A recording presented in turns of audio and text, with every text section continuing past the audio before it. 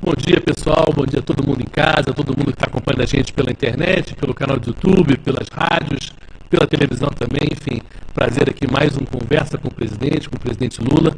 Uma semana extraordinária, né? Uma semana de essa reforma tributária, essa união do Congresso, com o governo, os vários partidos, uma coisa muito diferente. Mas eu queria começar, antes da gente chegar ali, quando a gente pensa em negociação, né? Essa coisa da dificuldade de você convencer alguém que aparentemente está distante da tua posição inicial. Isso você começou a fazer isso muito lá atrás, né? Muito no começo, lá no sindicato ainda, dos metalúrgicos, lidando de certa maneira com os poderosos na época e tendo que convencê-los. Como é que é esse aprendizado dessa conversa? Puxa, aqui no Brasil, a negociação é tratada de forma pejorativa. Um jornalista de qualquer emissora, de qualquer rádio, de qualquer jornal, ele costuma tratar a negociação da política dando que se recebe. Sim. Ou seja, tudo para determinado setor da empresa, isso aqui é uma negociação, é dando que se recebe, aqui não sei das quantas e tal. Ora, negociar é negociar. Uhum. Eu aprendi a negociar, você fazia uma pauta de reivindicação com 100 itens, você entregava essa pauta de reivindicação na Federação das Indústrias. Depois de um tempo você fazia a segunda reunião, eles não queriam metade das coisas que a gente pedia, a gente continuava insistindo. Então, de 100% que a gente reivindicava, às vezes a gente ficava com 60%, às vezes a gente ficava com 65%, às vezes ficava com 50%. Essa é a negociação. Quando o governo manda um projeto de lei para o Congresso Nacional, uma medida provisória, essa medida provisória necessariamente não tem que ser aprovada tal como o governo quer. Claro. Ora, nós temos 513 deputados, são 513 cabeças, mulheres e homens, sabe, que pensam diferente, alguns outros pensam diferente, e é normal que você negocia, ou seja, o cara não quer 80%, o cara quer 75%, o cara não quer 80%, quer 85%. E aí começa a negociação. E o cara pode ter uma boa ideia também, né? O cara pode ter uma boa ideia. Não é só o governo que pode ter uma boa ideia. Às vezes um cara apresenta uma sugestão numa medida provisória, num projeto de lei, melhor do que aquela que o governo apresentou. Uhum. Então aquilo é feito um acordo e aquilo é votado. E você precisa convencer a maioria. Uhum. Foi o que aconteceu com muita persistência, muita habilidade, sabe, do nosso ministro da Fazenda, com Peradade, do nosso líder Jacques Wagner no Senado, do nosso líder na Câmara, José Guimarães, do nosso ministro Padilha da negociação, que é preciso ter paciência, conversar com quem você gosta, conversar com quem você não gosta, Claro. Ouvir coisas boas, ouvir coisas ruins. E aí se dá negociação. Não é a política do dando que se recebe que todo mundo fala. Uhum. A segunda coisa, só que a gente tem que levar em conta é o seguinte, ou seja, um partido que ganha as eleições, ele precisa construir uma maioria para ele governar o Brasil. O que é uma maioria para governar? É para você ter tranquilidade de votar as coisas que o governo considera que são importantes para o país, para a sociedade brasileira. Você tem que ter uma maioria, porque senão você se mata. Claro. É importante lembrar que o PT tem 70 deputados de 513, sabe? Então Tem que conversar. Você pega a esquerda toda, você soma, dá 100 e poucos deputados. Ou seja, você precisa de no mínimo 257 para a maioria simples. Ou seja, então, isso só demonstra que você tem que negociar. E uma coisa equivocada também que a imprensa fala sempre, porque negociou com o Centrão, negociou com o Centrão. A gente não negocia com o Centrão. O Centrão não é um partido político. O Centrão, ele se junta em função de determinadas coisas, mas habitualmente você negocia com o partido. Então o partido quem que é? O partido é o PT, é o PSB, é o PCdoB, é o PDT, é o PMDB, é o PSD, é o União Brasil, é os Republicanos, é o PP. Então, são com esses partidos que você negocia. Ou seja, seria importante que a gente não precisasse negociar. O governo fez uma medida provisória, está lá aprovada por unanimidade. Não é assim. Não é assim. Eu digo sempre o seguinte, o ideal seria que um partido elegesse todo mundo.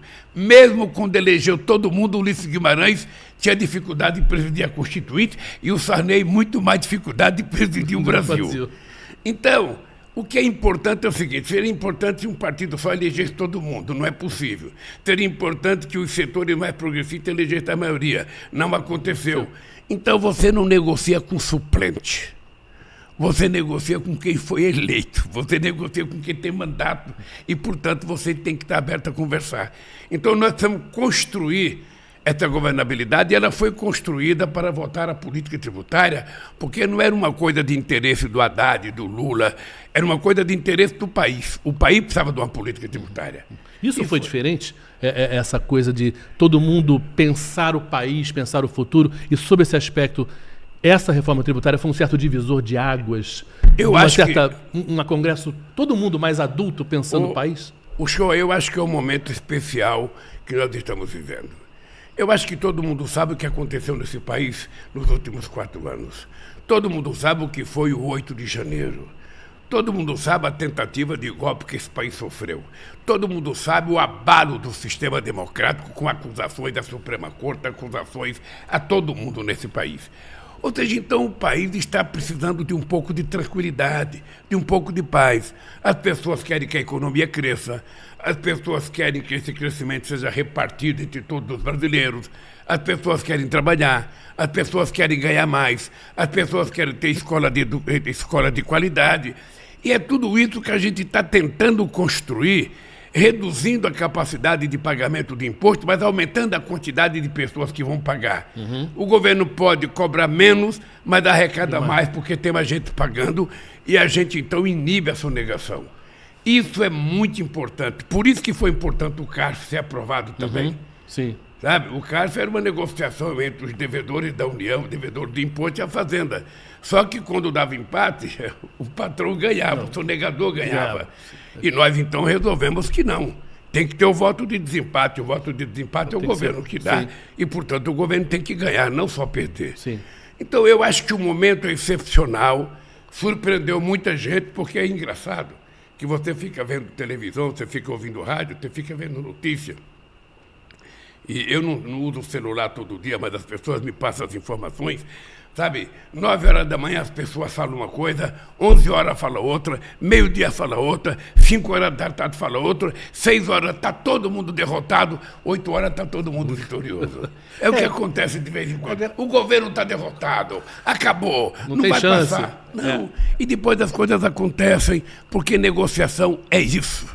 Isso não é dando o que você recebe, isso é negociando, como a boa prática de negociação exige que as pessoas façam no mundo inteiro. Agora, presidente, existia uma certa justificativa para um certo pessimismo, no sentido de que uma reforma tributária parecia uma coisa muito grande, muito distante, muitos interesses diferentes. E o fato é que, historicamente, se falava nisso e sempre se passava essa bola adiante, achando que isso não vai rolar.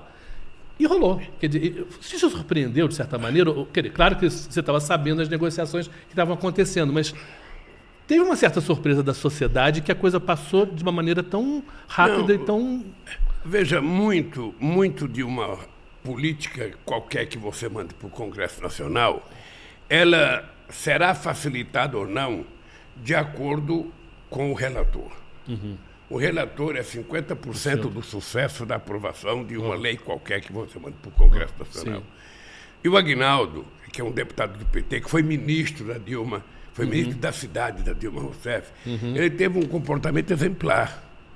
Tá? Ele não brincou com a reforma tributária, ele levou a sério. O Haddad conversou muito com o presidente Lira, eu conversei com o Lira, outras pessoas conversaram, da mesma forma que vamos conversar com o presidente do Senado agora, para compreender a necessidade e o momento histórico que o Brasil está vivendo. Nós precisamos garantir que o Brasil não jogue fora mais uma oportunidade. Você percebe que as pessoas que estavam pessimistas estão vendo o dólar cair, estão vendo a economia crescer, estão vendo sinais de que o salário vai crescer, estão vendo sinais de que o emprego vai crescer. Ou seja, as pessoas estão ficando mais otimistas. As pessoas estão ficando mais otimistas, a inflação está caindo, e logo vai começar a baixar a taxa de juros, porque o presidente do Banco Central é teimoso, é tinhoso, mas não tem mais explicação. Então nós temos que ter muita tranquilidade, porque a gente não pode fazer mágica em economia. Tem um jogo que você tem que jogar, Você tem que esperar tranquilizar certas coisas. a expectativa do povo trabalhador, você tem que ver a expectativa do mercado, a expectativa do varejista, a expectativa do empresário, mas, sobretudo, a gente tem que estar com um olho naquelas pessoas mais necessitadas, aquelas que efetivamente precisam do Estado. E eu acho que a sociedade, sabe, dentro do Congresso Nacional, ela está representada pelas últimas eleições. Não basta eu dizer eu gosto ou não gosto de fulano ou de Beltrano, porque não depende do Lula gostar. O povo votou naquela pessoa então tem procuração do povo para votar contra ou a favor, ou até fazer propostas diferentes. Sim. E aí nós temos que decidir se vamos acatar ou não. Eu estou feliz porque foi uma semana muito importante para o Brasil. Não foi importante para o governo, foi importante para o Brasil, e eu espero que o Senado repita a votação da Câmara, e eu espero que a gente chegar no fim do ano com a política tributária nova, para a gente nunca mais ficar falando de política tributária nesse país. Então vamos mudar de assunto, porque é um assunto de emprego, que é um assunto que também na semana passada se tocou nessa coisa do conselho que vai estudar as políticas industriais, que é uma preocupação do senhor há um tempo já, né? Que é a questão do emprego mesmo. Quer dizer, as indústrias realmente geram muito emprego e a gente perdeu muita indústria nesses últimos anos, né? E isso é uma coisa, essa recuperação desse conselho e dessa ideia do que fazer, onde fazer, também é muito... que entusiasma bastante, né? Shoa, um país que tem uma política industrial correta, esse país consegue exportar, sabe, produtos com maior valor agregado, os chamados produtos manufaturados. Isso agrega mais dinheiro para a nação, uma indústria agrega mais salário para o povo trabalhador, uma média salarial melhor, e o país cresce do ponto de vista científico e tecnológico. Fazia muito tempo que o Conselho Nacional de Desenvolvimento Industrial não se reunia, desde 2015. Ele foi criado por mim em 2004. Sim. E ele deixou de se reunir. Ora, se você tem um Conselho Nacional de Política Industrial e ele não se reúne, significa que não tem política industrial. Então nós fizemos uma belíssima reunião. Aliás, eu quero dar parabéns ao meu vice, o companheiro presidente Geraldo Alckmin, que coordenou uma belíssima reunião. Falaram todos que tinham que falar e nós aprovamos o arcabouço de uma proposta de política industrial que deve ser discutida no Conselhão agora, para que a gente tente transformar aquilo numa política a ser colocada em prática pelo governo. Só para você ter ideia, de inovação, há uma perspectiva de investimento de até 6 bilhões de reais. Então tem que ser uma política industrial para valer. Além da gente fazer investimento e fazer inovação, nós temos que discutir que nicho de indústria a gente vai querer crescer. A gente vai recuperar a indústria de óleo e gás, a gente vai recuperar a indústria naval, a gente vai ter, sabe, uma indústria de papel e celulose, sabe, com papel, sabe, de fina qualidade, não apenas exportando celulose. A gente vai ter que discutir que tipo de indústria que a gente vai querer também inovar no Brasil. Uma delas é a indústria da saúde. Porque o SUS é um grande mercado consumidor e se a gente produzir muitas coisas, de remédio à máquina, de remédio ao a gente consome naturalmente, né? A gente, é lógico, nós somos obrigados a consumir. É por isso que nós defendemos as compras governamentais, sabe? Ser fortalecida aqui dentro. Porque se a gente abrir as compras governamentais para comprar produtos estrangeiros, a chance da nossa pequena e média empresa crescer acaba. E nós queremos fortalecer o pequeno e médio empreendedor, a pequena e média empresa, porque essa gente gera muito empregos e essa gente gera riqueza para o país. Por isso que é muito importante essa nossa discussão sobre política industrial. Finalmente, a gente vai colocar em prática uma coisa que estava paralisada há muito tempo. E que ela anda junto com essa também, que também foi uma coisa dessa semana, da transição ecológica, né? De você também fazer uma economia, de girar um pouquinho em direção já a uma coisa com um uso de energia mais correto, enfim. Presta atenção numa coisa. A questão do clima passou a ser uma coisa muito importante para o Brasil. Porque já está claro, hoje ninguém tem mais dúvida, a ciência já provou de que o clima está mudando para pior. E vai causar transtornos aos habitantes do planeta Terra. A gente viu agora Alagoas, né? Alagoas está sofrendo aí com essa chuva, né? Está chovendo demais onde não chovia, faz seca demais onde não fazia, terremoto, furacão, coisa que a gente não tinha. Então, o que acontece? Veja, nós temos que discutir duas coisas muito importantes hoje. A transição energética junto com a transição ecológica. Só para você ter ideia, 87% da matriz energética brasileira é renovável contra 27% do restante do mundo. Quando você coloca toda a energia, inclusive combustível, junto, 50% da energia brasileira é renovável contra 15% do resto do mundo. E o Brasil tem um potencial excepcional. Eólica, solar, biomassa, hidrogênio verde, hidrogênio de cana. Há uma perspectiva fantástica do Brasil. Ao mesmo tempo, a gente tem que utilizar, sabe, os 60% de floresta que a gente tem na Amazônia, e a gente precisa, porque eu juntei, eu não sei se vocês lembram, eu fiz uma reunião com todos os países da América do Sul. Eu fiz uma reunião com a Colômbia e Letícia esse final de semana, para preparar uma reunião que vai ter em agosto com todos os países da América do Sul. O que nós queremos? Pegar toda a Amazônia da América do Sul e fazer disso um instrumento de negociação com o mundo desenvolvido para que a gente possa se desenvolver e gerar emprego para as pessoas que moram na Amazônia. Os indígenas, os pescadores, os povos ribeirinhos, sabe, as pessoas que vivem em comunidades. Nós precisamos fazer com que essa gente tenha dignidade na sua vida, ganhe salário, ganhe uma renda razoável. Então, é preciso que a gente discuta com o mundo desenvolvido. Eles prometeram dar 100 bilhões de dólares por ano em 2009 em Copenhague. Até agora esse dinheiro não saiu. E nós vamos atrás, porque nós estamos juntando todos os países que têm floresta na América do Sul, e estamos juntando os 2 Congos, estamos juntando a Indonésia, que são os países que mais detêm florestas em pé. E, ao mesmo tempo, criar uma consciência de que a questão ecológica não é mais uma coisa sofisticada de meia dúzia de pessoas.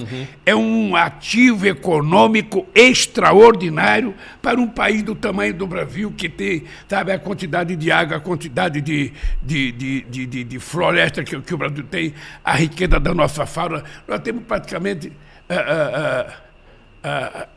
12% da água doce do planeta, ou seja... Então, nós precisamos tirar proveito disso, além da água que está no subsolo, que é inesgotável. Ou seja, então nós queremos utilizar tudo isso para negociar com o mundo. O que o Brasil ganha, o que ganha, sabe, a Colômbia, o que ganha o Peru, o que ganha, sabe, a Bolívia, países que têm ainda floresta. E o que ganha a Ásia, o que ganha a Indonésia. E isso é um instrumento poderoso de fazer política econômica, tanto para a questão energética quanto para a questão climática. E se a gente tirar proveito, pesquisando corretamente a riqueza da biodiversidade da Amazônia, a gente pode encontrar coisas extraordinárias para a indústria de fármaco, a gente pode encontrar coisas extraordinárias para a indústria de cosmético. Ou seja, você percebe que tem um mundo à nossa frente e que nós não temos que ter medo de desbravá-lo. Nós precisamos entrar. Da mesma forma que os portugueses pegaram o Oceano Atlântico e chegaram aqui no Brasil, a gente tem que pegar esse oceano de oportunidades e chegar num momento de desenvolvimento do Brasil para que o Brasil seja transformado num país definitivamente rico, que sustente com qualidade de vida o seu povo. É isso que a gente quer. Agora, a gente já conseguiu, esse ano já diminuiu em 1/3, né, o desmatamento em relação ao ano passado, que o senhor já falou em acabar com o desmatamento até 2030. Agora, a gente está começando agora com a época de queimada, né? Que esses 3 meses, agora, agosto, setembro, etc., são os meses piores em relação à queimada. É um cuidado particular que tem que se ter agora. A gente está com um braço, com gente suficiente para monitorar isso e ficar em cima? Vamos lembrar que o IBAMA estava desmontado. Vamos lembrar que quando nós deixamos o governo, o IBAMA tinha 1.700 funcionários, agora está com 700. Então, nós estamos montando um grande esquema, sabe, de fazer um novo concurso para o IBAMA, contratar mais gente para o IBAMA. Não sei se você viu a quantidade de multa no IBAMA, foi muito grande. Cresceu muitas multas no IBAMA nesses 6 meses, cresceu muito. O trabalho, inclusive, da CNBio, ou seja, nós estamos trabalhando com muita força para que a gente possa mostrar para as pessoas o seguinte: olha, o maior patrimônio que nós temos é a nossa floresta em pé. O Brasil tem mais de 30 milhões de hectares de terras degradadas que a gente pode recuperar para plantar o que a gente quiser. A gente não pode achar que desmatando a gente vai ganhar. A gente vai perder. Então, nós vamos jogar muito duro, não só com os instrumentos de proteção que a gente tem no Ministério do Meio Ambiente, mas a gente vai jogar muito duro com o Ministério da Justiça, com a Polícia Federal, se for necessário, com as próprias Forças Armadas, para que a gente proteja a nossa floresta de queimada, de derrubada, Garimpo, de madeireiros, de garimpeiros e do crime organizado que muitas vezes está dentro da floresta fazendo tráfico de armas, tráfico de drogas, ou seja, então nós vamos jogar muito duro. Vai ser a primeira vez que a gente vai apresentar ao Brasil um plano de enfrentamento e de contenção do crescimento da bandidagem, do desmatamento, sabe, na Amazônia. Ou seja, as coisas terão que ser feitas de forma legal. Quem fizer ilegal vai ser punido. O senhor acha que essa parte que a gente está fazendo agora, esse dever de casa em relação ao meio ambiente, ele tem esses constrangimentos todos da pouco pessoal, né? Aí eu queria passar para uma área da saúde, que é uma área que o INSS, por exemplo, também perdeu, está com metade dos funcionários que tinha 10 anos atrás. E lá atrás, no seu primeiro governo, o senhor falou, vamos zerar a fila, e zerou. Mas agora, até agora das filas dos peritos, etc., a coisa voltou. Esse ano o problema é grande, tem um problema entre a falta de funcionários e também os médicos que fazem as perícias que, enfim, fazem num ritmo que não é o que se deveria, o que se gostaria. Esse é um problema muito sério para muita gente pobre que precisa dessa perícia, né? Lá atrás resolveu. Como é que está agora? Esse programa ele está sendo feito terça-feira, exatamente 10 para as 9. E essa semana eu vou ter uma reunião com o ministro da Previdência Social e também com o ministro da Fazenda para discutir duas coisas. Primeiro, eu quero saber se a fila é porque não tem dinheiro para pagar os aposentados, por isso que demora. O Bolsonaro fez isso no governo passado.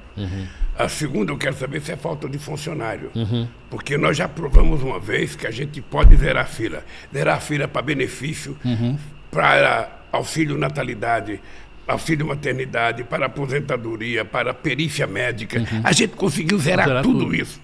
Então eu tenho uma reunião essa semana para discutir qual é o problema que está acontecendo, que as filas têm por volta de 1.900.000 pessoas. Não há nenhuma explicação, a não ser, eu não posso aposentar porque não tenho dinheiro para pagar. Se for isso, a gente tem que ser muito verdadeiro com o povo e dizer por que tem essa fila. Se é falta de funcionário, a gente tem que contratar funcionário. Se é falta de competência, a gente tem que trocar quem não tem competência. O dado concreto é que nós provamos que não precisa ter fila no INSS, nem para receber benefício e muito menos para fazer perícia médica. Então, essa semana, hoje é terça-feira, 10 para as 9, eu estou te falando. Essa semana vai ter uma reunião para a gente discutir o fim dessas filas. Isso é muito importante porque o senhor falou do IBAMA, a gente falou agora do INSS, e são várias áreas de governo que nesses últimos anos foram se perdendo funcionários importantes, né? E que, obviamente, as pessoas precisam de gente para trabalhar, querer gente para resolver. E isso não é rápido, né? A contratação para o governo federal requer, enfim, é todo um processo, digamos assim, né? Requer você fazer concurso, ou seja, veja, se a pessoa se aposenta e você não vai repondo, chega uma hora que falta gente. E você não melhora a educação sem contratar professor e funcionário, você não melhora a saúde, ou seja, tem muita gente que fala que é a questão de gestão. Não é questão de gestão, é questão de colocar mais médicos, por isso nós estamos colocando de volta mais médicos. Serão 28 mil médicos que vão voltar a trabalhar em todas as cidades do interior desse país. Se você quiser melhorar a educação, você tem que colocar mais médico, mais enfermeiro, mais posto de atendimento, mais, hospital. Não tem milagre. A gente quer fazer escola de tempo integral, a gente vai ter que ter mais professor, vai ter que ter mais funcionário, vai ter que ter mais escola, vai ter que fazer escola, inclusive, de outro tipo. Então, é preciso parar com essa história de que tudo não funciona porque o Estado não sei das contas. Ou seja, você viu o que aconteceu com a Ambev, que era vendido como uma empresa mais moderna do mundo, quebrou. Não é Ambev, ou seja, os caras deram um desfalque de 40 bilhões de reais. Ou seja, a verdade nua e crua é que toda vez que as coisas engrossa, é o Estado que salva. A crise de 2008, se o Estado não colocasse dinheiro, a economia tinha quebrado. E a crise da pandemia, se não é o Estado, sabe, não tinha a iniciativa privada para resolver esse problema. Foi assim na Alemanha, Angela Merkel liberou do Banco Central Europeu 700 bilhões de euros. O Biden liberou quase 5 trilhões de dólares, sabe? Porque senão a economia não funciona. É o Estado que tem que colocar a mão para salvar.